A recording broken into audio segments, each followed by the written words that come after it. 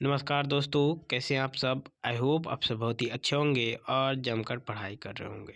स्वागत आप सभी का सब्जेक्ट के महातांडव सीरीज में। आज की इस वीडियो में भूगोल यानी ज्योग्राफी का मोस्ट वीवीआई सब्जेक्टिव क्वेश्चन लाया हूं, जो कि 3 नंबर वाला, जो कि 3 मार्क्स में पूछा जाता है, उसका सब्जेक्टिव क्वेश्चन लाया हूँ। इसमें जितने भी प्रश्न हैं वो 3 मार्क्स के लिए है, वो जो कि जैक बोर्ड एग्जाम 2026 को जो 10 फरवरी को होने वाला उसके लिए। तो आप लोग इस वीडियो पर बने रहें। इस सेट के दौरान हम 5 सेट लाएंगे, जिसमें कि सिर्फ 3 मार्क्स के क्वेश्चन रहेंगे। तो आप लोग इस वीडियो पर बने रहें। चलिए बिना देरी को क्वेश्चन की ओर आपको बढ़ते हैं। पहला प्रश्न है इम्पोर्टेंट और बहुत ही वीवीआई प्रश्न है ये, ठीक ना। ये 3 मार्क्स में पूछा जाता है। तो हस्तांतरित कृषि क्या है या कहाँ कहाँ की जाती है, या क्वेश्चन तो ये पूछा जा सकता है कि हस्तांतरित कृषि की विशेषता का वर्णन करें। दोनों प्रश्न है, एक ही आंसर लिखना है आपको। चलिए इसका आंसर हम सब आपको बहुत ही इजी और सरल लैंग्वेज में आपको बताते हैं। हस्तांतरित कृषि कृषि की एक प्राचीन खेती पद्धति है। इस प्रकार की खेती में वनों को जलाकर भूमि साफ की जाती है और उस भूमि पर कुछ वर्षों तक खेती की जाती है।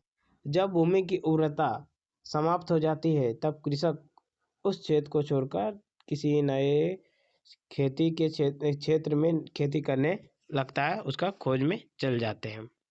आगे भी अब बात किया जाए इसका विशेषता की, तो इसकी विशेषता यह एक सरल कृषि पद्धति है। इसमें वैज्ञानिक उपकरण, उन्नत बीज, उर्वरक एवं सिंचाई का प्रयोग नहीं किया जाता है। खेती मुख्यतः खाद्यान्न फसलों की जाती है। यह कृषि प्राय खाद्यान्नबदोश जनजाति द्वारा किया जाता है। इतना ही आंसर लिख लीजिएगा, आपको 3 मार्क्स मिल जाएगा। अब बात की जाए कहाँ कहाँ किया जाता है, तो ये जो खेती है अमेजिन बेसिन में किया जाता है, दक्षिण पूर्वी एशिया में किया जाता है, ब्राज़ील, वेनेजुएला, मध्य अमेरिका तथा भारत के उत्तरी पूर्वी राज्य में किया जाता है। भारत में इसे झूम कृषि भी कहते हैं।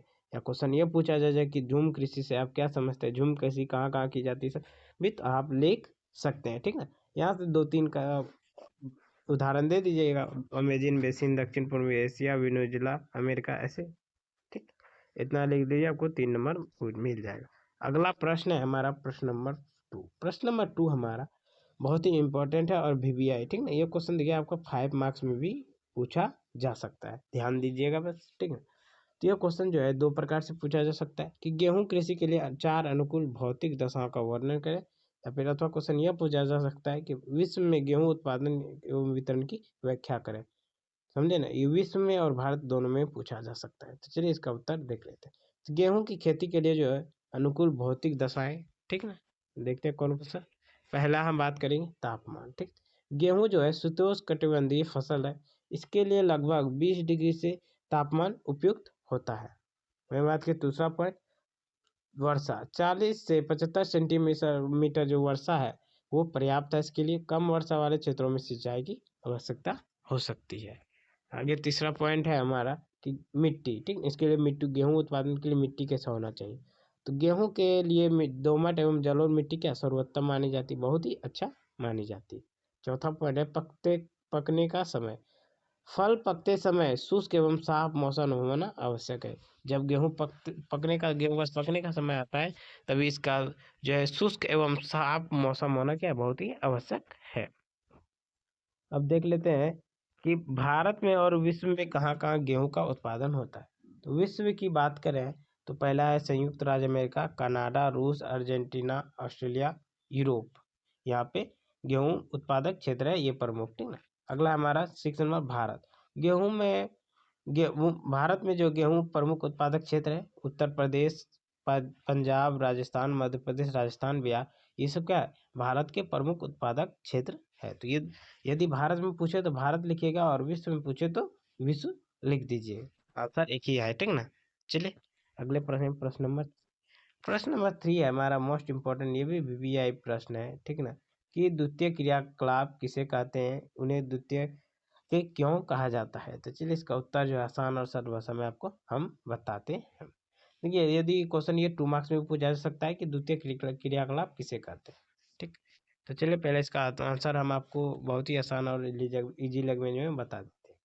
तो प्राथमिक क्रियाकलाप से प्राप्त कच्चे माल को रूप बदलकर तथा अधिक मूल्यवान वाली वस्तुओं में बनाने वाले क्रियाकलाप को क्या कहते हैं? द्वितीय क्रियाकलाप कहते हैं। देखिए, प्राथमिक क्रियाकलाप से जो कच्चा माल प्राप्त होता है उसका जो रूप बदल कर अधिक उसका मूल्यवान वस्तु बना देता है, उन्हें ही क्या कहते हैं? हम द्वितीय क्रियाकलाप कहते हैं। जैसे कि गन्ना से चीनी बनाना, कपास से वस्त्र बनाना, लोहा से इस्पात बनाना आदि। इन्हें द्वितीयक इसलिए कहा जाता है क्योंकि ये प्राथमिक क्रियाकलाप के बाद दूसरे चरण में आते हैं जाते हैं, ठीक ना, किए जाते हैं, अतः इन्हें द्वितीय क्रियाकलाप कहा जाता है। ठीक, आई होप आप समझ गए होंगे। अगले प्रश्न नंबर 4। प्रश्न नंबर हमारा 4 है कि क्रियाशील जनसंख्या की प्रमुख विशेषता का उल्लेख करिए। अभी प्रश्न जो हमारा 3 मार्क्स में पूछा जाएगा और मोस्ट इंपॉर्टेंट है जैक बोर्ड एम 2026 के लिए, ठीक ना। तो चलिए इसका उत्तर देखते हैं। क्रियाशील जनसंख्या की मुख्य विशेषता क्या क्या है, देखिए तो नीचे देख लेते हैं एक पॉइंट में, ठीक है। पहला पॉइंट की बात करें तो 15 से 59 वर्ष की आयु वर्ग को क्रियाशील जनसंख्या कहते हैं। दूसरा पॉइंट है यह जनसंख्या उत्पादन कार्यों में भाग लेती है, ठीक, उत्पादन कार्यों में। तीसरा पॉइंट है यही वर्ग जो है देश की आय और विकास का आधार है। क्रियाशील जो अथी है आय है वो ही क्या है? आय और विकास का आधार है।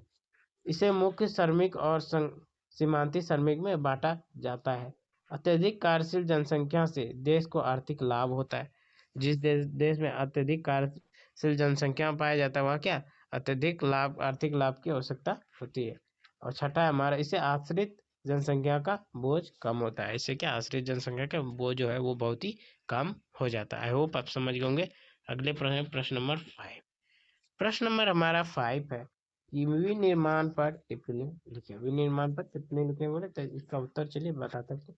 विनिर्माण वे क्रियाएं हैं जिसमें प्राथमिक क्रियाकलाप जैसे कि कृषि, पशुपालन और खनन से प्राप्त कच्चे मालों को तकनीकी और मशीनों की सहायता से रूप बदलकर अधिक उपयोगी वस्तुओं तैयार की जाती है, जिन्हें क्या विनिर्माण उद्योग कहा जाता है। देखिए इसमें भी जो जो द्वितीय क्रियाकलाप में होता है वही आंसर इसमें भी आप जो लिख देते हैं तो कोई गलत नहीं है, ठीक ना।